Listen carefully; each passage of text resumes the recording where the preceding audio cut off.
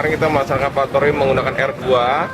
Kita menyusuri jalan kampung-kampung, belum memasang bendera, kita bagikan bendera. Kemudian hari ini kita melaksanakan patroli roda 4 atau menggunakan mobil. Kalau kemarin ke wilayah Bandar Baru dan sekitarnya, hari ini ke wilayah Bandar 2 dan sekitarnya. Himbauan kami tentunya menjelang 17 Agustus yang dilaksanakan nanti hari Minggu. Mari sama-sama kita merah putihkan ya, Pidijaya, di setiap lokasi, depan rumah, dan mungkin tempat-tempat umum yang lainnya. Mari kita meriahkan dengan bendera umbul-umbul merah putih supaya lebih semarak.